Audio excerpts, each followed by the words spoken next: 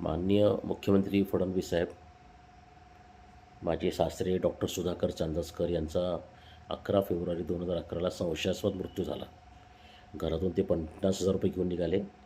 त्या दिवशी त्यांच्या बायकोनी त्यांचा मोबाईल काढून घेतला, कारण तिला माहिती होतं काय होणार आहे.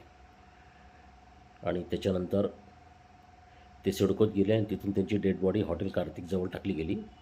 आणि त्यांच्या खिशात फक्त माझा मोबाईल नंबर होता, कोणाचा नंबर नव्हता. तो एक मेसेज होता मला की तुमच्यामुळे तुमच्या सासऱ्यांना मारलेलं आहे म्हणून. याच्यावर मग मी बरीच चौकशी केली, माहिती काढली, माझ्या सासूला विचारलं, पण बऱ्याच गोष्टी लपवल्या.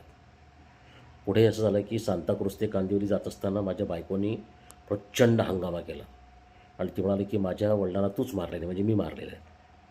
फडणवीस साहेब, माझी अशी विनंती आहे तुम्हाला की माझ्याविरुद्ध माझ्या सासऱ्यांचा खुनाच्या संशयित आरोपी म्हणून तत्काळ गुन्हा दाखल करण्यात यावा.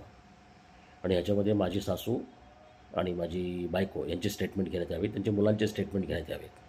आणि ज्या पोलीसवाल्या बाईंनी मला 11 फेब्रुवारीला दुपारी 12 वाजता त्यांच्या खिशातल्या चिठ्ठीमधून 50 रुपये गायब झाले होते, त्यांचा ऑटोप्सी रिपोर्ट वगैरे काही कळला नाही.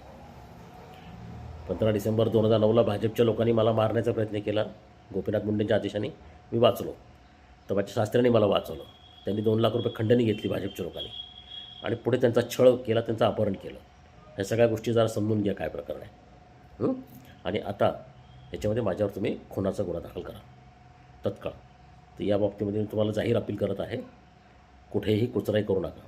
डॉक्टर मनीषा जोशींचं आणि त्याच्या आईचं नातेवाईक सगळ्यांचं स्टेटमेंट घ्या की त्या दिवशी नेमकं काय झालं. आणि मी जामीन घेणार नाही, मला अरेस्ट करा, मी तुरुंगात जायला तयार आहे. फडणवीस साहेब, वेळ घालू नका. हे सगळं मी जे सांगतो आहे त्याचे फार भयानक परिणाम होणार आहेत.